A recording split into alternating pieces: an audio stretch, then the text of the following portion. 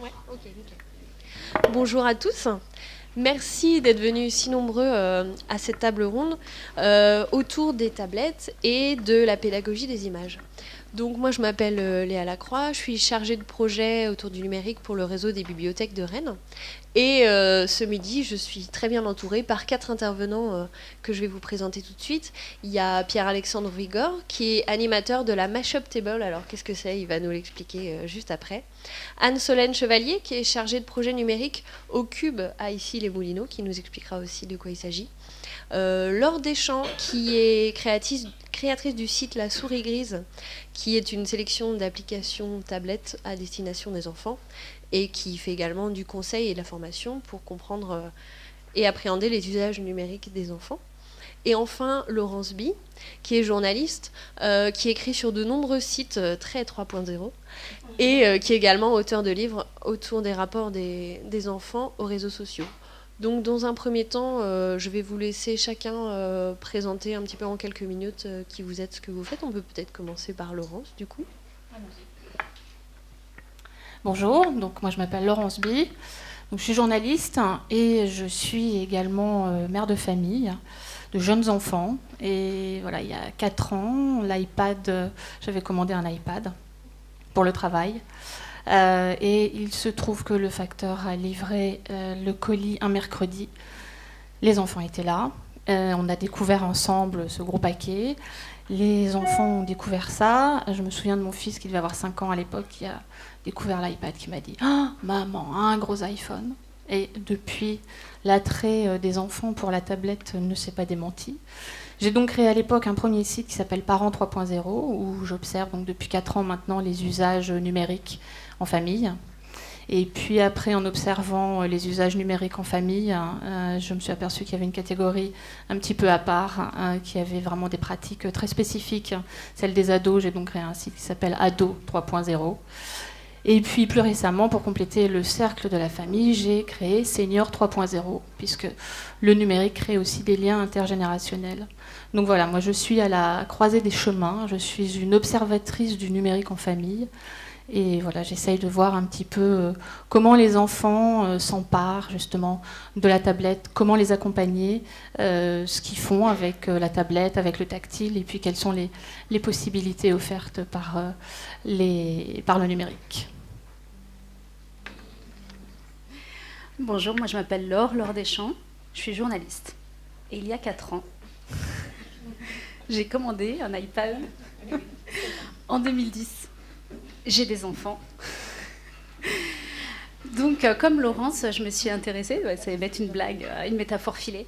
Donc, comme Laurence, on a eu la même expérience. D'ailleurs, on a créé à peu près nos sites à la même époque. Voilà. Moi, je me suis dit, cet outil-là arrive, qu'en faire et quoi en faire avec les enfants? Et donc, j'ai créé la souris grise déjà pour répondre tout simplement à mon propre besoin, qui était de trouver des applications belles et intelligentes, créatives, innovantes, différentes et surtout adaptées aux enfants. C'est ainsi que le magazine en ligne a vu le jour. Donc voilà, ça fait 4 ans. 4 ans que les lecteurs grand public nous suivent, mais également les professionnels, les médiathécaires, les professionnels de la culture et de la jeunesse. Et puis, comme c'est symptomatique et amusant à raconter, on est devenu également tangible, c'est-à-dire physique, puisqu'on est maintenant également éditeur d'un livre papier que voilà, c'est notre premier ouvrage, qui est un ouvrage sur les meilleures applications pour les enfants, bien sûr. Et c'est édition 2015, donc c'est un petit guide qu'on sortira tous les ans. À côté de ça, la souris grise est éditée par une société donc, qui est mon entreprise, qui s'appelle Screenkins. Et effectivement, on a développé une offre de formation à destination des professionnels pour comprendre comment intégrer la tablette dans les médiathèques, à l'école, dans les espaces de médiation et de rencontre avec le public, toujours dans l'idée d'en faire quelque chose d'intelligent, de novateur, de différent, de partager en famille ou à l'extérieur. Et puis on étudie en fait les usages du numérique en famille. Donc là, on a travaillé sur une grande étude menée sur 800 foyers, lecteurs de la souris et des communautés de parents, pour étudier, parce qu'il y a très peu de chiffres en France sur les usages des tablettes en famille. Donc voilà, c'est une étude qui va sortir là d'ici 1 ou 2 jours et qu'on trouvera en ligne de manière libre sur le site de la souris grise. Bonjour, moi c'est Anne-Solène Chevalier et je suis chargée de projet numérique au Cube. Alors le Cube, c'est donc, et il y a 4 ans en fait, je commençais mon premier stage au Cube, donc voilà, ça c'est pour la petite blague. En fait, le Cube, c'est un centre de création numérique qui est basé à Issy-les-Moulineaux. Il est assez vieux, c'était le pionnier à l'époque puisqu'il a ouvert en 2001. Et il est consacré à plusieurs types d'activités, toujours autour de la création numérique.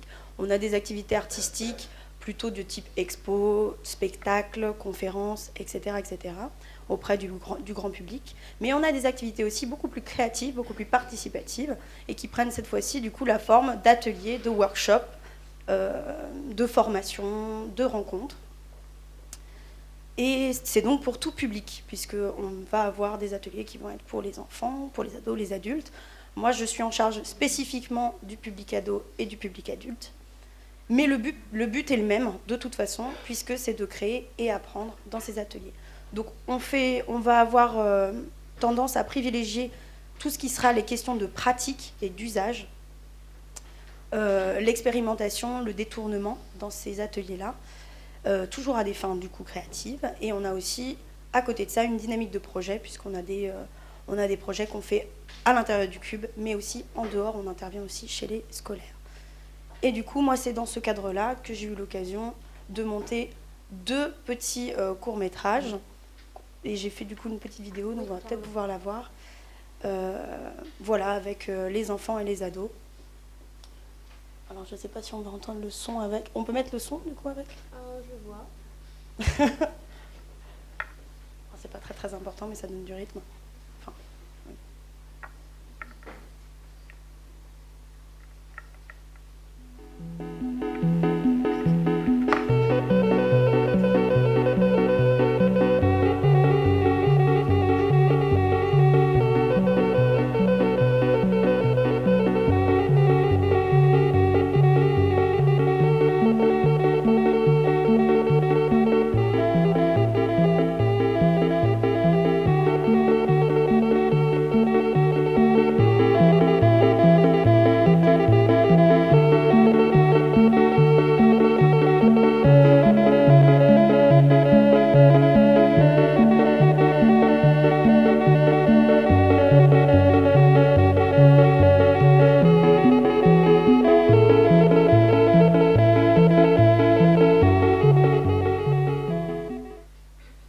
Voilà, donc ça présente un petit peu ce qu'on a eu l'occasion de faire et j'espère que du coup j'aurai l'occasion d'en reparler pendant cette table ronde.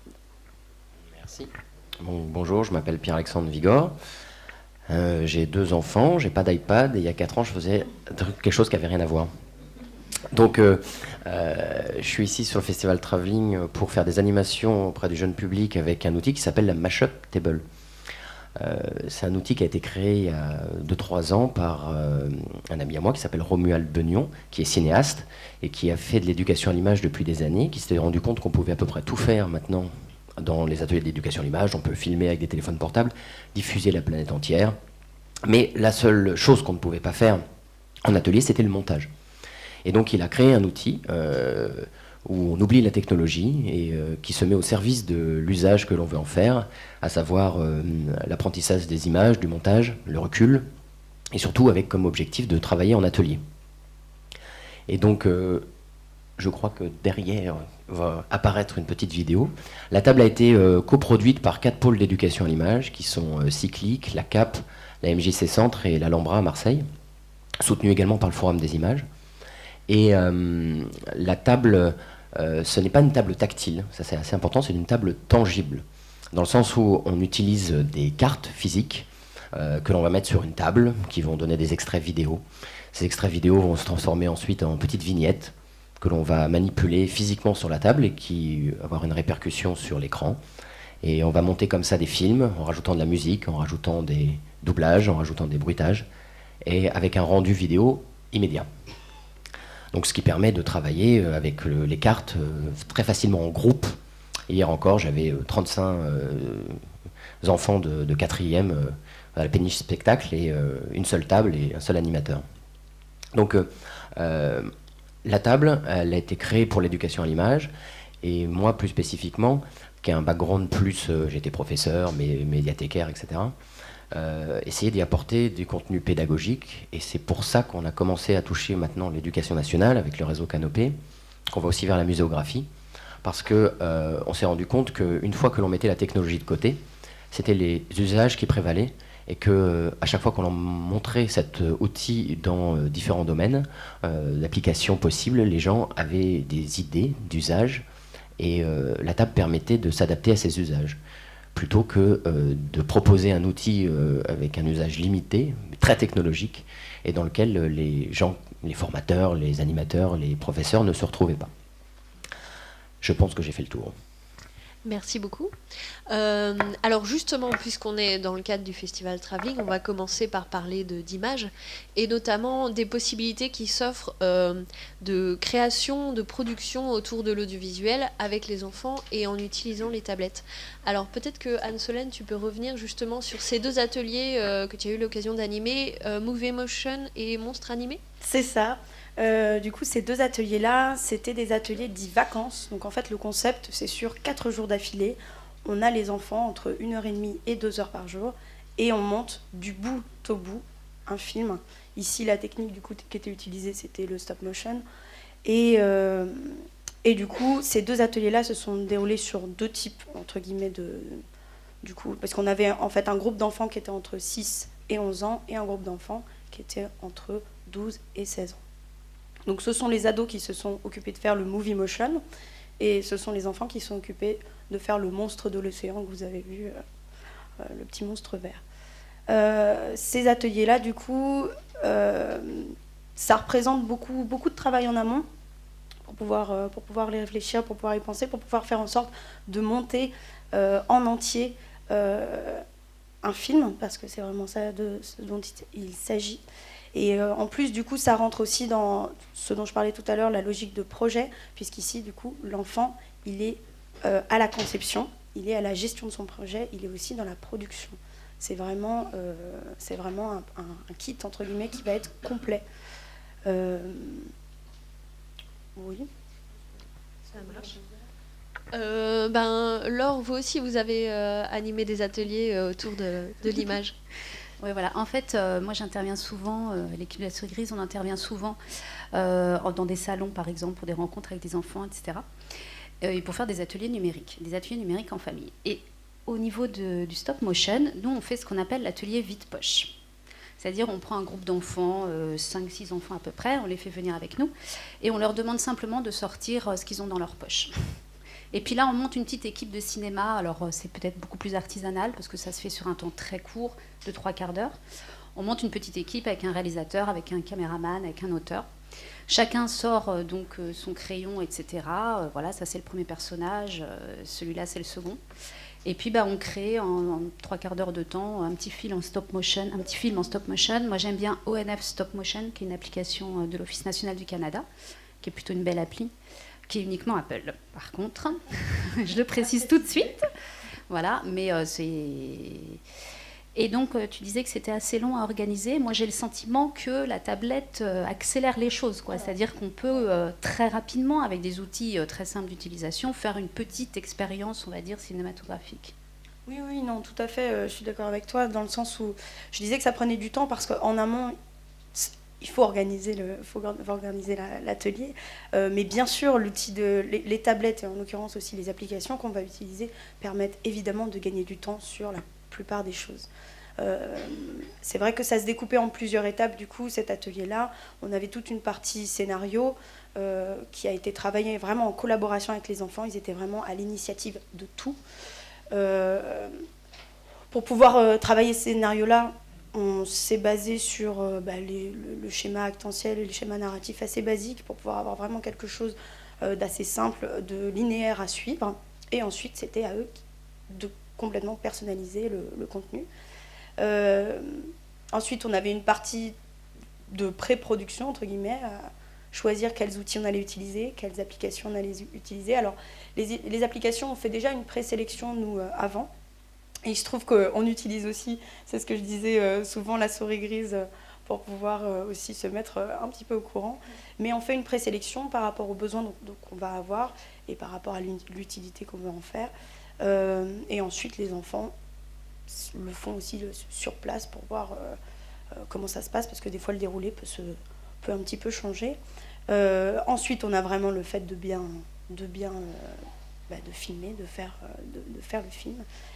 Et après, on a toute la partie post-production qui, là, du coup, est un petit peu plus assez intéressante à discuter, parce que c'est ce qui représente, du coup, aussi beaucoup de travail.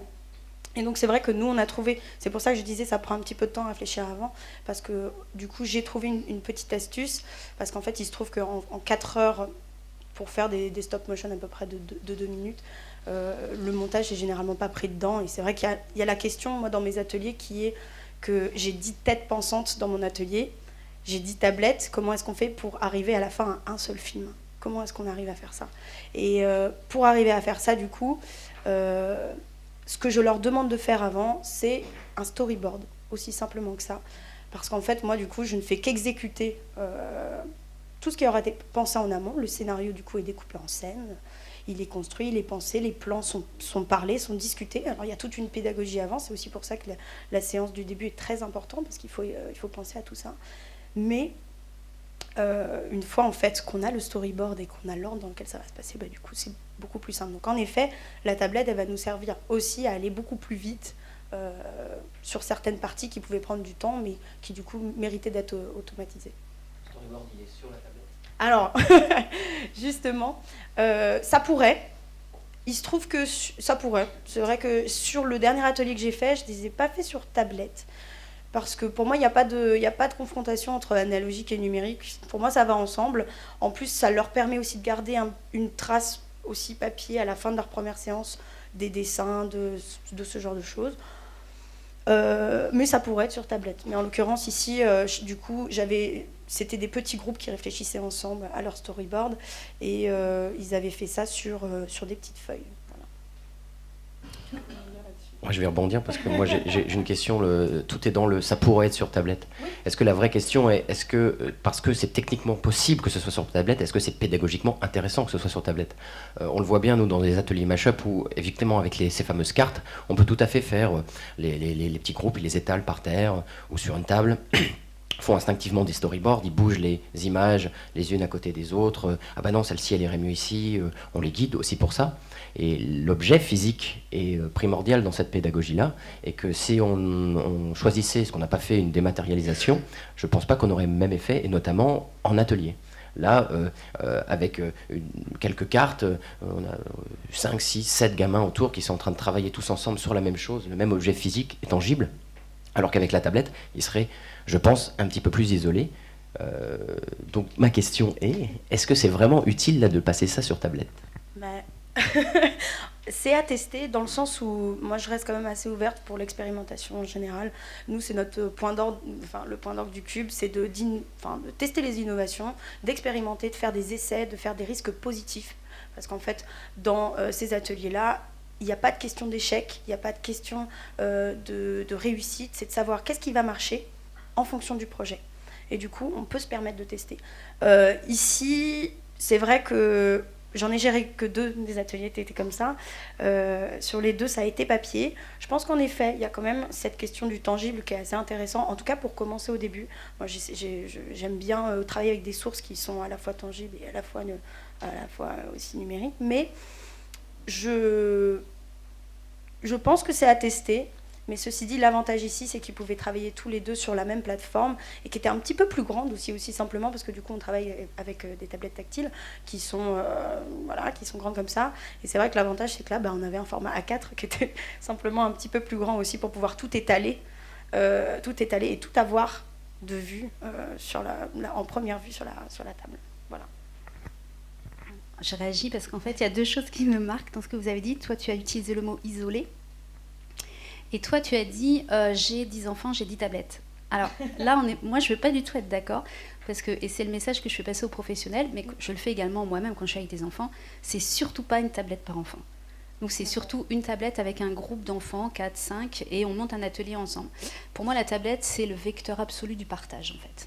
Il suffit d'ailleurs dans une classe, si tu es enseignant ou tu as été enseignant, dans une classe, on pose une tablette au milieu de la table, il y a un petit groupe qui se forme autour. Donc physiquement, l'espace se réorganise de toute façon autour de cet outil-là, qui est un outil de partage. Voilà, c'est tout. C'était un petit... Du coup, je rebondis tout de suite dessus, c'est parce qu'il se trouve que j'ai pas très bien expliqué. J'ai 10 tablettes, je ne les utilise pas toutes, justement. En fait, c'est pareil, moi je me suis posé la question, j'ai voulu les faire travailler en groupe, je trouvais ça aussi à la fois plus simple pour moi, puis à la fois beaucoup plus intéressant.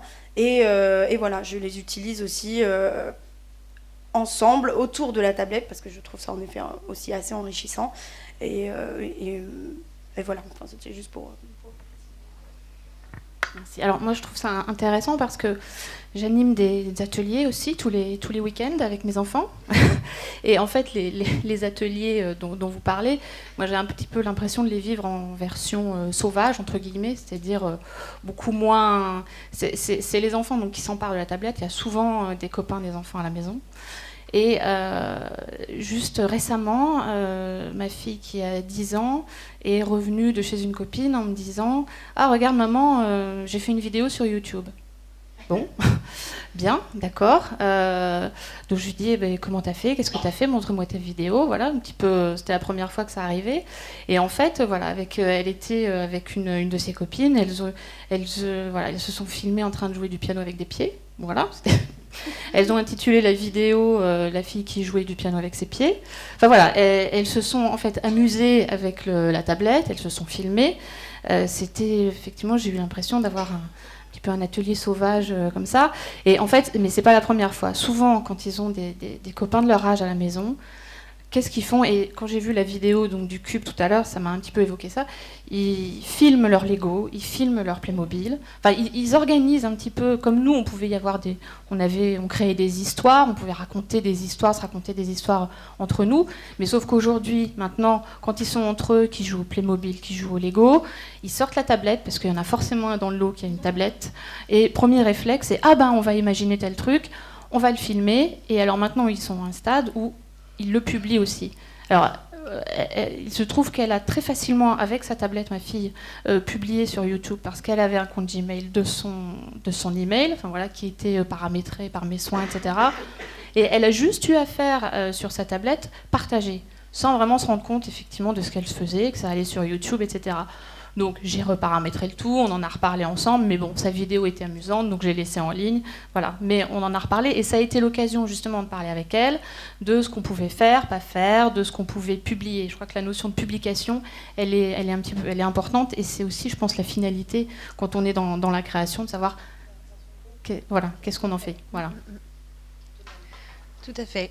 C'est vrai que donc ça prouve bien que lorsqu'on met les enfants en situation de création avec les outils numériques, il se passe quelque chose de spontané et qu'ils font même parfois sans nous d'ailleurs. Alors, vous avez parlé tout à l'heure d'expérimentation et c'est intéressant puisque on en discutait du fait que ça va parfois plus loin que de simplement filmer, monter, raconter une histoire. Je crois que Laure, vous avez une expérience à nous raconter à ce propos. Oui, enfin, vous parlez surtout d'une magnifique application qui s'appelle l'Atelier McLaren, donc c'est Norman McLaren. Elle est à nouveau éditée par l'Office des films du Canada. Alors c'est intéressant parce qu'il y a effectivement la production audiovisuelle, cinématographique par les enfants eux-mêmes qui est facilitée par des outils très simples de la tablette, même sans parler d'application, voilà, la vidéo sur tout smartphone, enfin tout c'est quand même fortement démocratisé depuis quelques années.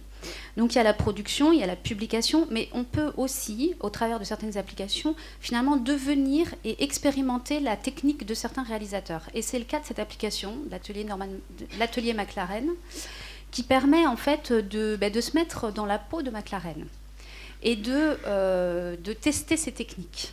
Donc c'est super intéressant. Donc on va créer en fait une petite, si vous connaissez McLaren, il y a Le Merle évidemment, qui est un des films clés, phares et réputés, d'animation avec des petites bandelettes de papier, etc. Et donc, avec l'application, alors là c'est uniquement numérique pour le coup, on va utiliser les bandelettes qui sont évidemment pas découpées, mais qui sont déjà prédécoupées, les positionner et puis faire un stop motion progressif et finalement recréer avec la musique originale du Merle et donc avec les éléments, avec le matériau du Merle de base, on va créer son propre film. Et là, je trouve ça très intéressant parce que finalement, on expérimente la réflexion et la technique d'un réalisateur ou d'un artiste. Il y a également un atelier à l'intérieur de l'application sur la gravure sur pellicule. Donc on a l'impression, l'écran finalement devient la pellicule et on gratte, comme lui le faisait, on gratte la pellicule de l'écran et pareil, on va créer un petit film d'animation. Voilà, donc c'est là où il y a certaines applications qui peuvent permettre d'aller plus loin et d'aller plus loin dans la créativité. Donc non seulement on crée, mais on expérimente ce qu'un artiste ou un réalisateur réputé a lui-même mis en place. D'accord. Alors justement, si on veut élargir un petit peu, là on a parlé d'images, on a parlé de films, de cinéma, mais il existe plein d'autres applications qui sont vraiment élaborées dans l'optique de création, de créer des contenus, que ce soit peut-être de la musique ou encore du dessin. Et globalement, toute la diversité des applications à destination des enfants est parfois méconnue. On a tendance à s'arrêter aux jeux. Donc peut-être que Laure, vous pouvez nous raconter un petit peu quels sont les types d'applis et qu'est-ce que ça apporte à l'enfant, qu'est-ce que ça développe Alors, comment dire, je ne peux pas vous résumer 4 ans de recherche en... Bien sûr. Enfin, 4 ans de veille, en fait, on trouve de tout. On trouve de tout. On trouve des applications pour jouer, évidemment, mais des jeux différents. Il n'y a pas que Candy Crush.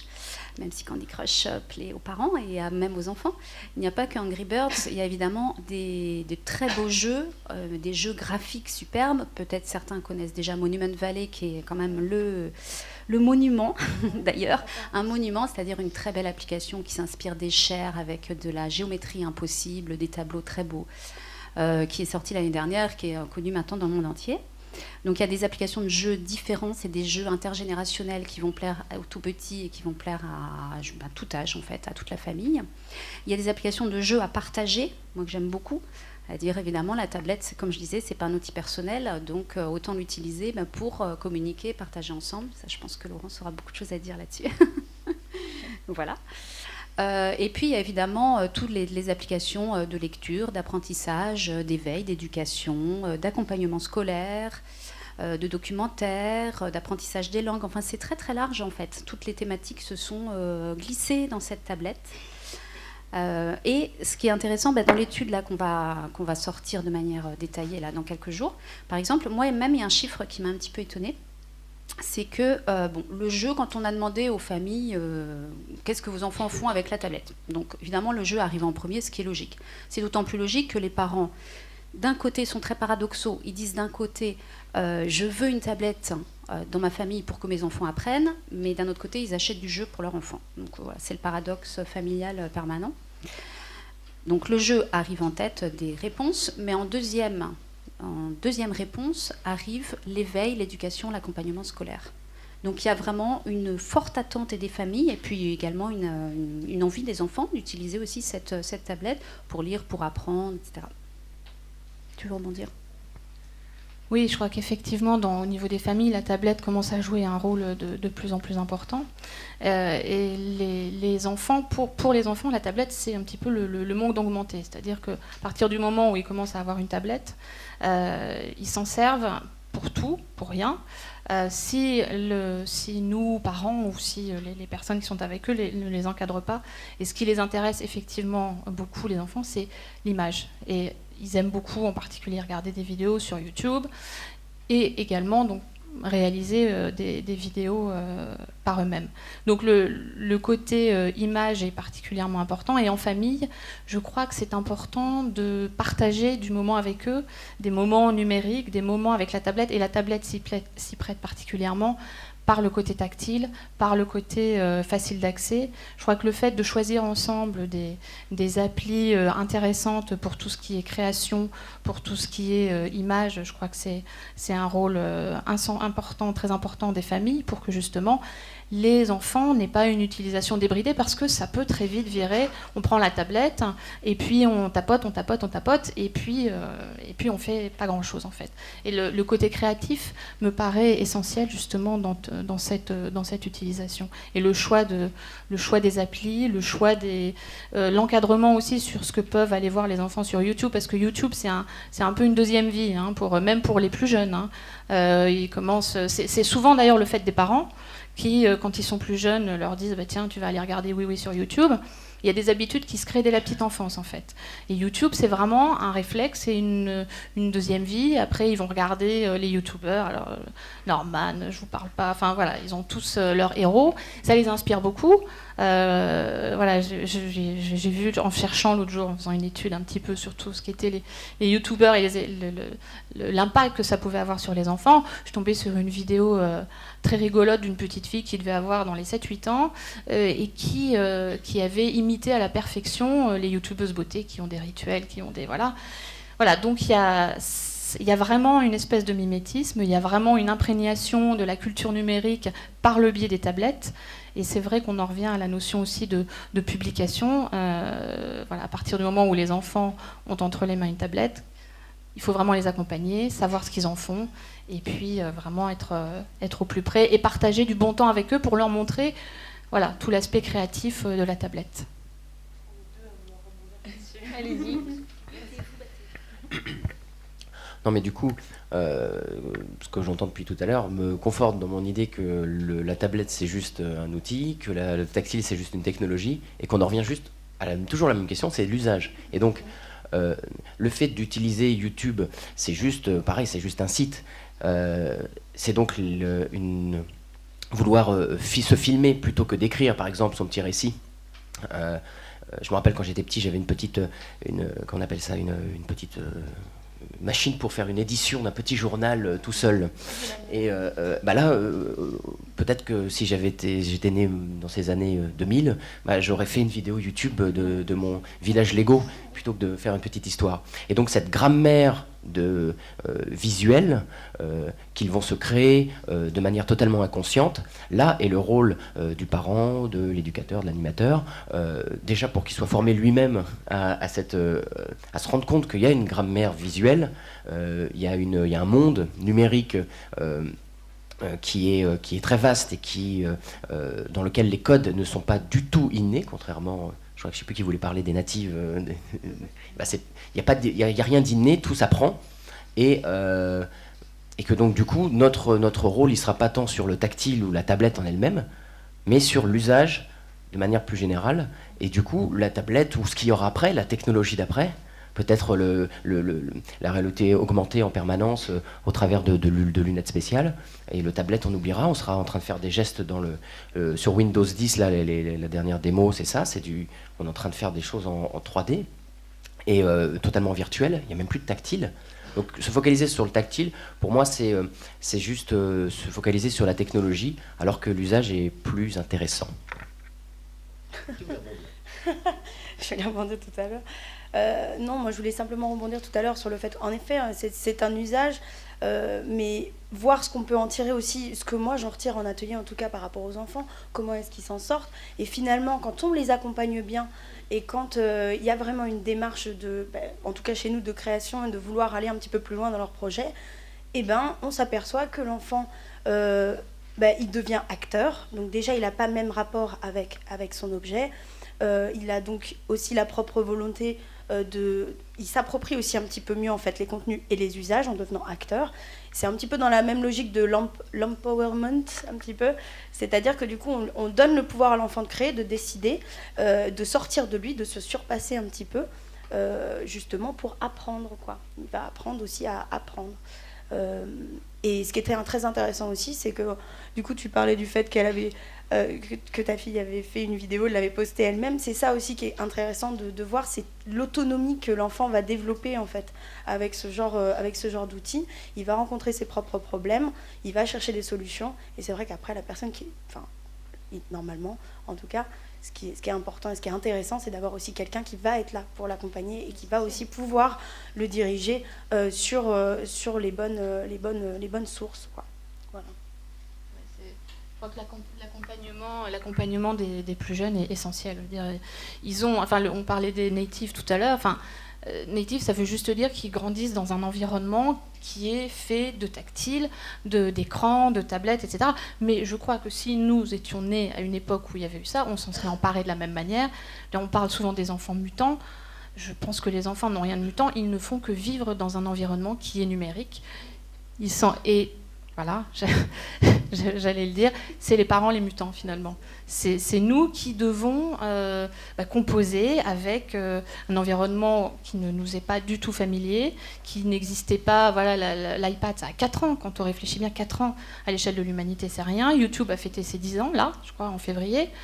C'est rien, donc c'est des usages qui nous échappent complètement, et si on ne fait pas attention, effectivement, alors l'autonomie, je trouve ça formidable, mais à condition de bien l'encadrer. Moi, je voudrais rebondir en fait entre ta machine quand tu étais enfant, ta petite machine physique, et ça. Quelle est la différence en fait? C'est juste une machine, d'accord. Mais là, la différence, pourquoi on est fasciné? On est fasciné. C'est la connexion. Nous, adultes, on est fascinés. Les enfants sont comme nous en fait, hein. Ils ne sont pas plus terribles que nous. On est complètement fascinés.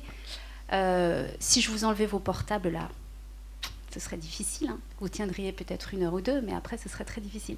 Donc en fait, ça, c'est un outil de pouvoir. Tu as utilisé le bon mot, c'est un outil de pouvoir. C'est-à-dire que ça, c'est le pouvoir de tout, quoi. C'est le pouvoir de garder le lien avec les autres, c'est le pouvoir social, c'est mon écran doudou, c'est mon écran assistant, c'est mon écran mémoire. Hein. Donc voilà, donc effectivement, la machine te permettait de faire la même chose, mais là, ça te permet de générer des liens, en fait, ça, en plus. Et de manière très simple. C'est comme si toi, quand tu étais petit, tu avais pris l'écran de la télé, tu l'avais posé sur tes genoux, et tu avais le pouvoir d'agir dessus. Imagine. Alors c'est une vision de la chose, mais que je ne partage pas. Pas parce que tu n'as pas tort, c'est un vrai outil de pouvoir, mais je pense que l'écrit, le livre, le papier, le texte est un outil de pouvoir aussi fort, et que le partage que j'avais à utiliser ma petite sœur de manière orientée comme assistante pour pouvoir m'aider à sortir mon journal, créer également du lien et également du pouvoir, que c'est juste une autre échelle, que la bulle Internet, enfin la galaxie Internet et les outils qui lui sont associés sont juste un changement d'échelle. Et qui dit changement d'échelle dit problème d'apprentissage de cette échelle, puisque finalement un enfant il va grandir au fur et à mesure de sa vie et de ses apprentissages, sa bulle de protection, au début c'est très très petit, puis petit à petit on s'ouvre au monde, on prend de l'assurance, et que l'outil tablette qui amène aussi vite à un monde totalement globalisé, c'est comme franchir toutes les barrières d'un coup, sans se rendre compte qu'il y avait ces barrières. Et on disait tout à l'heure, bah oui, bah, c'est pas rendu compte qu'en étant partagé, publié sur toute la planète, et que n'importe qui pouvait regarder. Et donc, je reste persuadé que quand on était sur des objets de pouvoir à dimension réduite, on pouvait plus facilement les contrôler en tant que parent. Et que cet objet de pouvoir, si on le voit juste, ça fait le côté fascinant, on va en oublier que il peut déstabiliser, il peut perturber, être confusant pour tout type d'apprentissage à différents moments, quel que soit ce qu'on en fait d'ailleurs. Bon, je peux que rebondir. Déjà simplement sur le livre, sur l'écrit, l'écrit, certes, enfin le livre numérique jeunesse, c'est une réalité, il y a des éditeurs magnifiques qui existent. Je vous conseille d'ailleurs d'utiliser vos tablettes familiales pour découvrir des nouveaux auteurs et des illustrateurs au travers du domaine du livre numérique jeunesse. Donc voilà, ça c'était un petit clin d'œil. Mais voilà, et j'ai perdu la deuxième idée que j'avais. Donc je vais passer le micro à Laurence. Oui, non, simplement, moi, je crois qu'il est effectivement essentiel d'éduquer à l'image les enfants, mais aussi les parents. Enfin, en tout cas, tous les intervenants autour de... tous les éducateurs autour des enfants. Voilà, confier une tablette à un enfant, je trouve ça formidable. Que ce soit mais comme leur faire des dessins, c'est une panoplie qui fait partie de leur environnement. Il y a des choses formidables à faire. Mais il faut leur montrer comment s'en servir, parce que sinon, ça peut très vite ça peut très vite virer à je passe mes journées sur Angry Birds, je passe mes journées sur Candy Crush, dont parlait Laure, alors qu'il y a des choses formidables, mais il faut se donner la peine de les découvrir et il faut se donner la peine de passer du temps en famille. Alors, c'est des formes de complicité nouvelles qui sont à développer, qui sont à imaginer. On a encore plein de choses à découvrir, je pense, mais l'accompagnement, l'encadrement des enfants, l'éducation au numérique des accompagnateurs me paraît également essentiel, l'éducation à l'image. Parce que du coup, je rebondis très rapidement dessus, c'est que on a eu en fait des retours justement sur cette question-là. Au Cube, on a juste cette année créé un espace qui s'appelle Playtime. C'est 2 heures où les chargés de projet sont vraiment dispo pour les familles en général. Donc en général, on a des parents qui viennent avec leurs enfants, qui s'installent dans la salle et on parle tous ensemble autour de la tablette et de ce qu'on fait avec la tablette. Et c'est vrai que de se rendre compte à quel point les parents parfois ne voient pas ce que font leurs enfants et ne savent pas et ne s'intéressent pas. Et en fait, voilà, ne s'intéressent pas parce qu'en fait, finalement, quand on leur prend, on arrive à avoir leur attention et à leur dire « Oh, regardez, il a créé ça, il a fait ça ».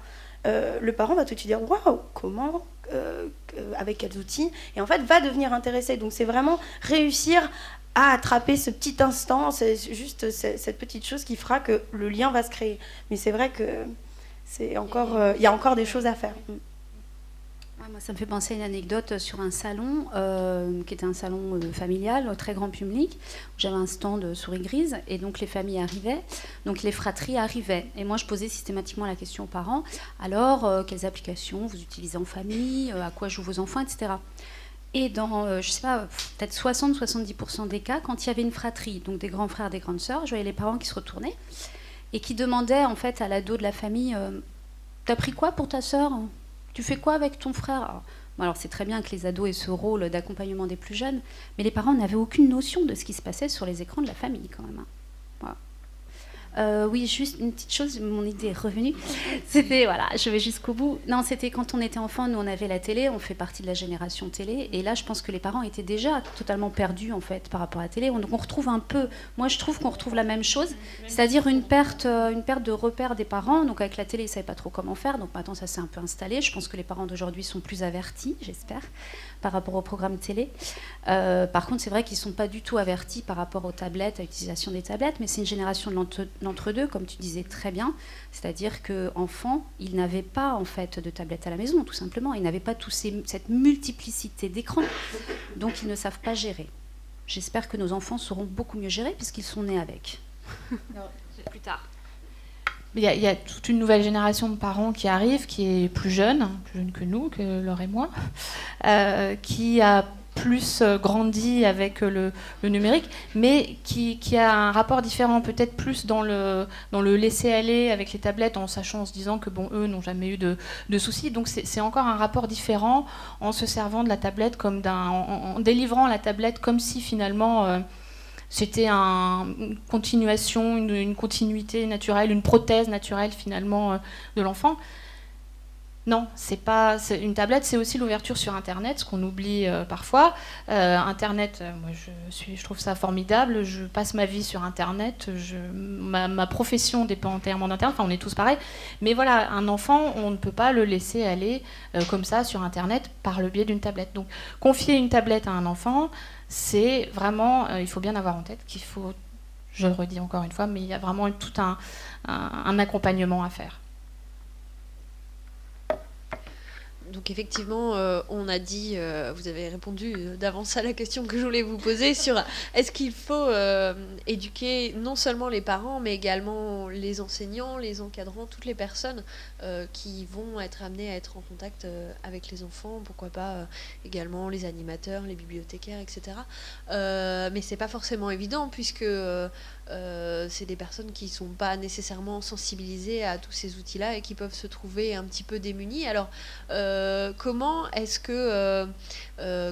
qu'ils peuvent eux-mêmes se sensibiliser? Est-ce qu'il faut s'informer naturellement, beaucoup expérimenter peut-être avec les outils? Comment arriver à se sentir assez à l'aise pour, à son tour, arriver à encadrer l'enfant avec ces outils? Pour moi, le mot-clé, c'est expérimenter. pour le parent comme pour le professionnel. Expérimenter, c'est-à-dire tester, jouer, connaître les applications, les tester, enfin regarder ce qu'elles font, etc. Ceci dit, pour faire beaucoup de formations auprès, par exemple, du public des bibliothécaires, il n'y a aucun souci. C'est-à-dire qu'en un quart d'heure, en 20 minutes, tout le monde utilise une tablette comme les autres. Même parmi les stagiaires, ceux qui n'ont jamais touché à une tablette, il n'y a aucun besoin de compétences techniques en fait, pour utiliser la tablette, c'est immédiat. Et en 1 heure, les stagiaires créent de magnifiques films. Voilà. Donc en fait, ils s'en emparent très très vite. Mais il faut absolument qu'ils expérimentent ça et qu'ils voient cette facilité, parce que l'intérêt, l'atout réside essentiellement d'ailleurs dans la facilité. Et dans le partage bien sûr, mais d'abord dans la facilité. Donc pour moi le mot-clé c'est expérimenter. Surtout ne laissez pas les enfants s'en emparer seuls, et les professionnels doivent tester ça pour pouvoir créer, et ils le font très facilement, pour pouvoir créer des... il y a quelqu'un qui nous appelle. Pour pouvoir créer des animations avec les enfants ensuite dont ils s'occupent. Je rebondis très rapidement, mais je suis tout à fait d'accord. Expérimenter, il faut prendre le temps, toujours prendre le temps de tester les outils qu'on va faire. Et du coup, je rajoute ça, mais ça revient totalement sur ce que j'ai dit tout à l'heure, c'est que quand on expérimente, on s'approprie aussi plus facilement les choses. Et du coup, c'est inhérent, on les connaît aussi un petit peu plus. Et on se sent moins perdu. Donc oui, expérimenter, c'est... Je rajoute juste une toute petite chose, c'est que c'est expérimenté, mais également en n'oubliant pas évidemment son passé et toutes ses qualités, toutes ses compétences professionnelles. Non, mais c'est super important. C'est-à-dire que tout le but du numérique, dans l'utilisation du numérique dans la médiation avec les enfants, c'est de faire le lien avec le classique, avec si on est dans un musée, avec le fond, avec les expositions, etc. Donc en fait, d'utiliser toute sa structure de pensée et de rajouter un peu de numérique dedans, mais... Je pense que ce qui est important, quand on parle de former les formateurs, les animateurs, tous les encadrants, c'est de se rappeler d'où on vient. On parlait tout à l'heure du multimédia, je ne sais pas si vous vous rappelez ce terme, qui était très à la mode dans les années 90, le CD-ROM et le multimédia, et qui est donc soutenu par des ordinateurs. Et donc l'outil, c'était l'ordinateur, et finalement, la technologie, c'était le multimédia, le CD-ROM. Et donc, c'était relativement compliqué, les installations, ça ne marchait pas toujours, il y avait cet apprentissage. Et ce qu'a changé la tablette et le téléphone, c'est donc, toi tu parlais de l'ordre de facilité, moi je parle d'accès, c'est l'accès à l'outil qu'on oublie, justement, et c'est la démarche aussi avec notre outil, la Mashup Table, c'est-à-dire qu'on oublie totalement la technologie. Et donc reste, une fois qu'on a enlevé la technologie, reste l'usage et là où on veut aller. Et je pense que c'est ça qui est primordial, si on veut former des gens, des animateurs, des profs, des encadrants, c'est qu'il faut repartir, se détacher de l'outil et repartir à qu'est-ce qu'on veut prouver. Est-ce que c'est dramatiquement d'actualité, mais le rapport aux images et à la manipulation par rapport aux jeunes, j'en ai parlé là, dans mes ateliers à la péniche spectacle, on montre n'importe quelle image d'une voiture avec des rétros de pas la bonne couleur, et hop, ça y est, c'est le complot mondial, quoi. Les enfants, et même les adultes, beaucoup d'adultes, prennent littéralement toute image au premier degré. Or, si on ne change pas cette manière de penser, on peut donner n'importe quel outil, n'importe quelle application, l'usage qui sera fait pourrait être un usage biaisé. Donc je pense qu'il faut revenir à des fondamentaux. On parle beaucoup en français de méthodes d'apprentissage, de comment on doit apprendre la langue, l'alphabet. Et bien en fait, il faudra apprendre la grammaire du visuel, la grammaire du montage, pour se rendre compte que retrouver finalement l'esprit critique qu'on a beaucoup développé par rapport au livre, parce qu'on était sur la fin de la galaxie Gutenberg, et que maintenant il faudrait retrouver la galaxie numérique, c'est une galaxie du visuel. On parlait aussi ensemble là, des émoticônes. Les émoticônes, c'est une nouvelle façon de s'exprimer avec une autre forme de langage. Moi, je le retrouvais en tant que prof, j'avais des élèves qui rendaient des copies avec des substantifs les uns à la suite des autres. Il n'y avait pas de phrase. Par exemple, c'était les mots-clés qui étaient les uns à la suite des autres. Comme finalement, si on mettait des émoticônes les uns à la suite des autres, mais il va comprendre. Il n'y a pas besoin de liaison, il n'y a pas besoin de lien. Il va comprendre tout seul, puisque j'ai tout exprimé. Or, j'ai bien vu très souvent les jeunes ne pas se comprendre entre eux, alors qu'ils utilisaient des émoticônes. Mais moi, j'ai pas compris ça. T'as compris ça? Mais non, moi, j'ai pas compris ça.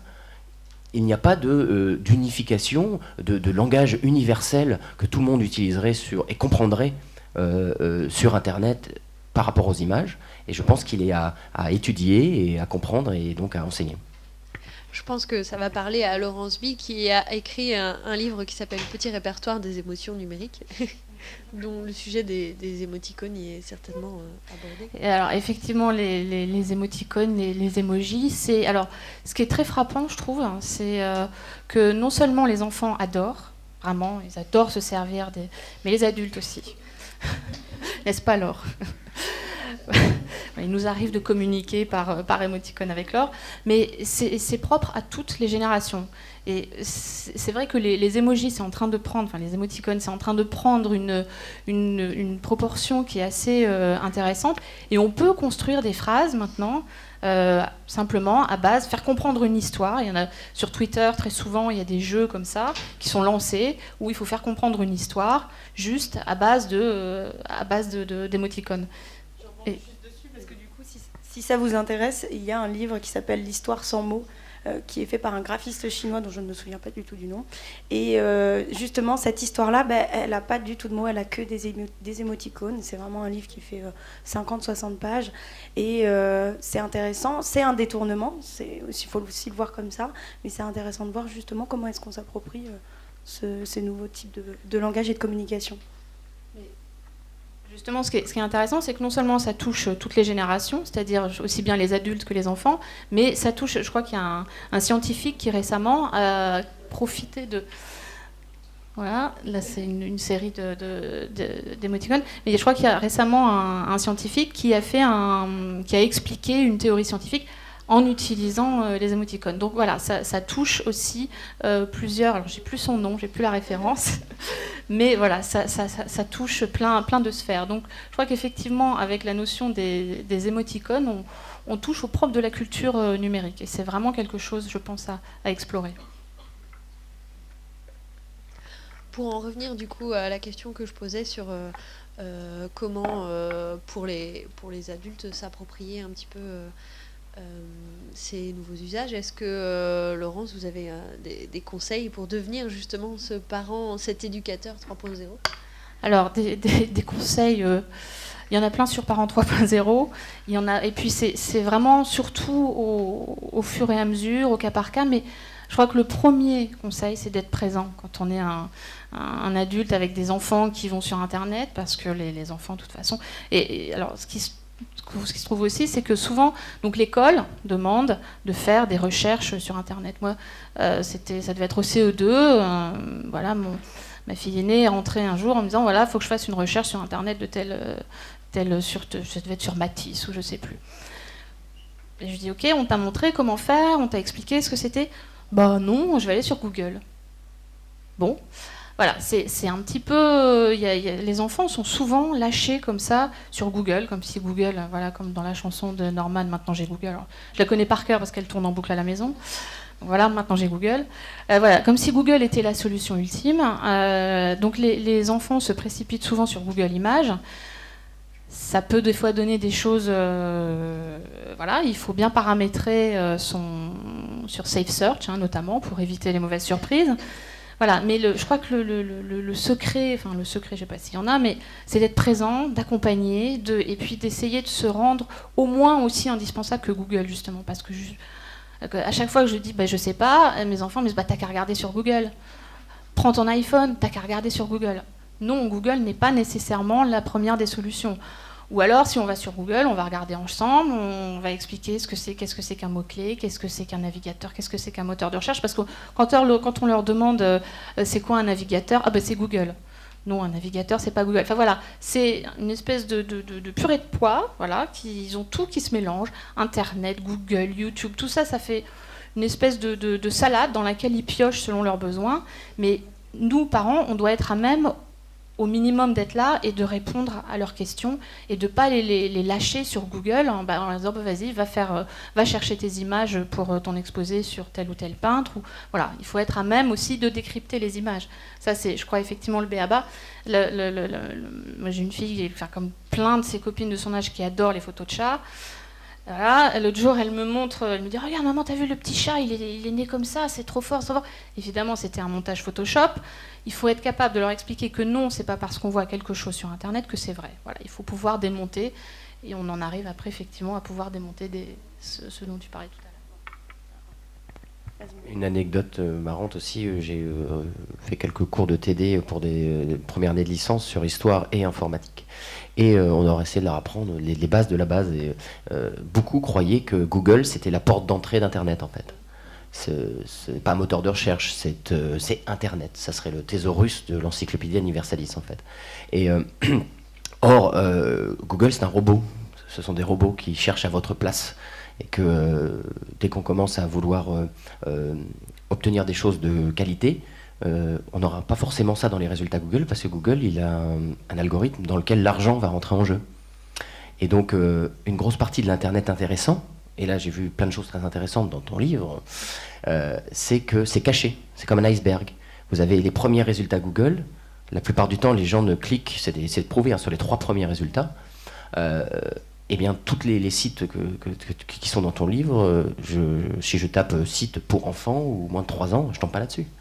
Je tombe pas là-dessus parce qu'ils sont cachés. Il faut donc, en tant qu'acteurs, tous les adultes ou les encadrants qui veulent, comme tu dis, encadrer et aider leurs enfants, mais il faut qu'ils s'auto-forment en permanence, qu'ils fassent une sorte de veille, qu'ils s'y intéressent, qu'ils ne prennent pas ça comme quelque chose qui est réservé justement à leurs enfants, ou quelque chose, c'est technologique. La technologie, c'est pas important. C'est finalement, on l'oublie. La voiture, on l'utilise, on ne sait pas comment fonctionne en fait. Et puis de moins en moins, on n'a plus accès au moteur.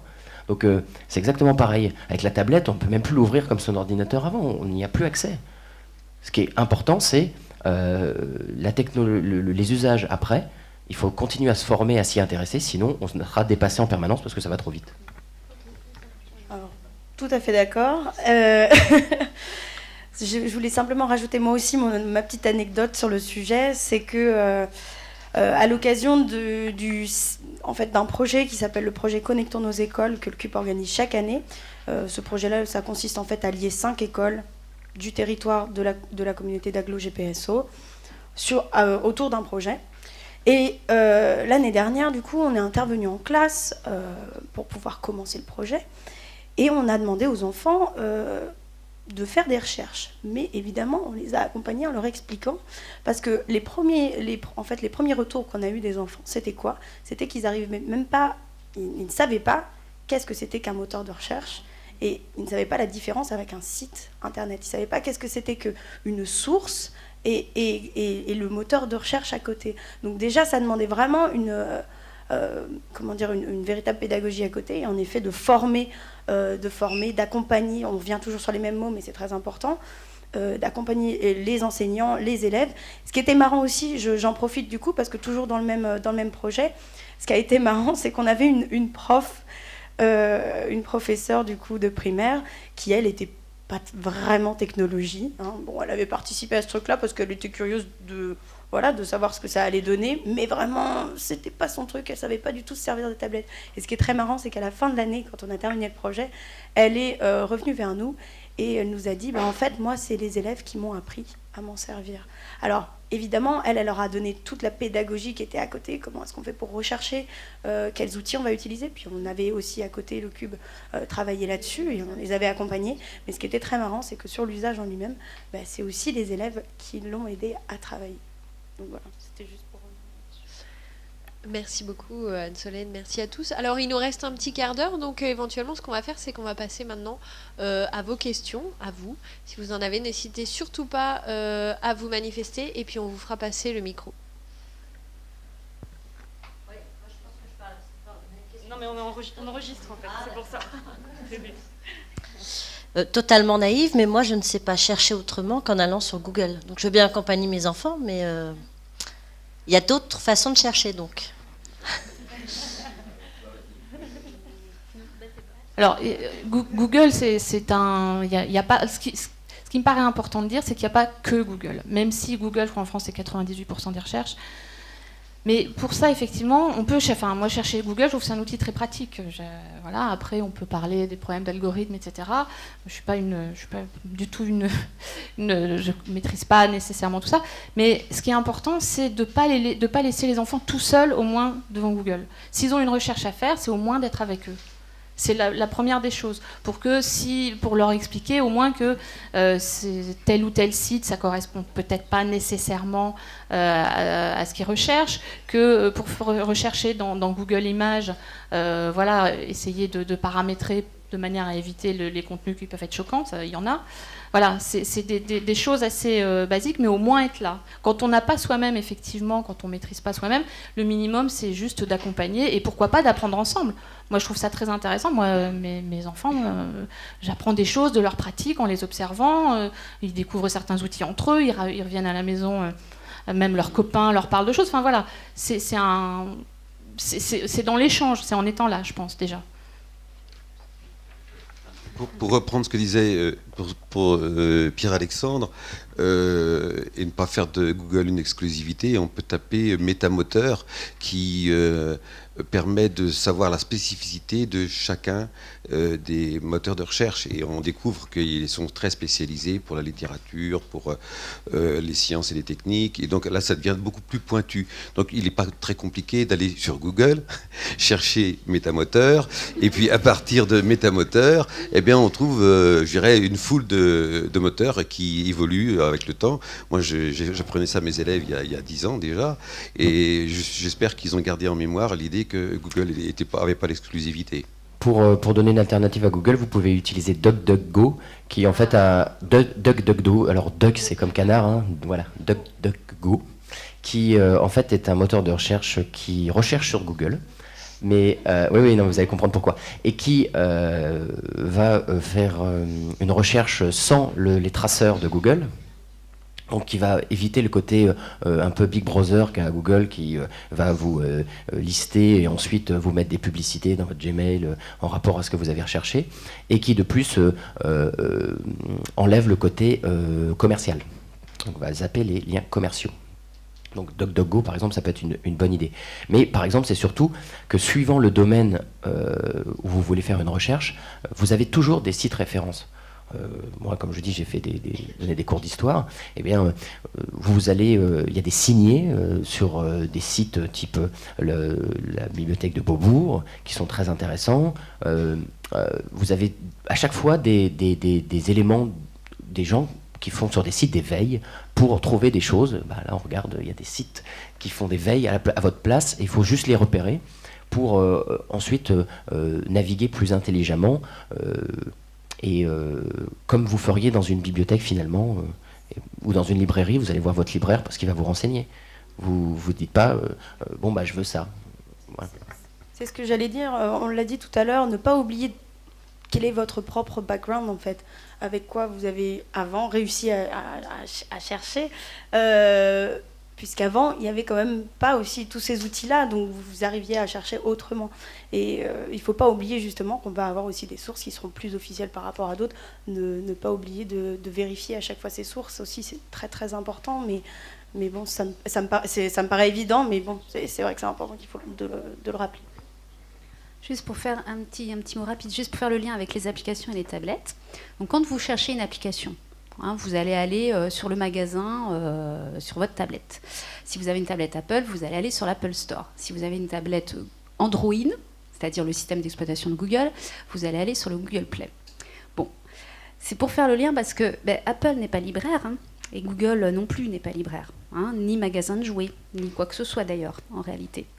Donc quand vous allez sur le Google Play, les applications qui vous sont proposées, il n'y a personne derrière. C'est l'algorithme Google, à nouveau, qui propose et qui pousse en avant des applications. C'est important à savoir, parce que les parents, quand ils vont sur la tablette pour rechercher des applis, se disent « Ah bah oui, appli enfant, celle-là, elle a l'air intéressante. » Non, elle est intéressante parce que l'algorithme Google a décidé qu'elle était intéressante. Donc il faut avoir conscience de ça aussi. Alors l'Apple Store, c'est un peu différent, dans le sens où il y a des vrais humains derrière qui choisissent et qui mettent en avant. Donc là, il y a une équipe. Maintenant, c'est mondialisé, donc voilà, après on peut... Mais il y a quand même une équipe humaine. En tout cas, Google, c'est à nouveau une équipe purement... Enfin, il n'y a pas d'équipe. C'est uniquement un algorithme pour connaître un peu Google France et avoir rencontré quelques personnes. C'était intéressant parce que personne ne pouvait me dire « Mais qui est derrière ? Qui s'occupe de ça ?» En fait, je n'ai pas trouvé. Enfin, j'ai cherché, mais je n'ai pas trouvé. D'où D'où l'intérêt justement des sites qui proposent des sélections, des critiques. Et également, c'est aussi, ça pourrait aussi éventuellement devenir le rôle des bibliothécaires, par exemple, de pouvoir sélectionner. C'est quelque chose qui s'expérimente déjà à d'autres endroits, ce mot d'appli-thécaire qui a été inventé un peu pour dire que pourquoi pas, ça pourrait aussi devenir une source de sélection vraiment de contenu intéressant. Je te laisse la parole une dernière fois. Et oui. Une seconde pour dire que côté bibliothécaire, il y a un site qui s'appelle bibapps.com, qui est fait par des bibliothécaires. Donc c'est intéressant, c'est aussi de la critique et sélection d'applications, mais c'est fait par des bibliothécaires de manière bénévole, donc qui proposent des applications et qui proposent des types de médiation. Merci beaucoup. On va malheureusement devoir terminer cette table ronde parce qu'on doit libérer la salle. Merci beaucoup pour votre présence. Tu voulais dire quelque chose, Marine ? Oui, juste rajouter quelque chose. Tout à l'heure, on a parlé du livre du coup de Laure Deschamps, enfin Souris Grise, et du coup, vous pourrez le retrouver à la librairie du festival si vous le souhaitez. Il y a quelques exemplaires, donc voilà. Et en ligne aussi. Ben, voilà, vous pouvez le trouver partout, mais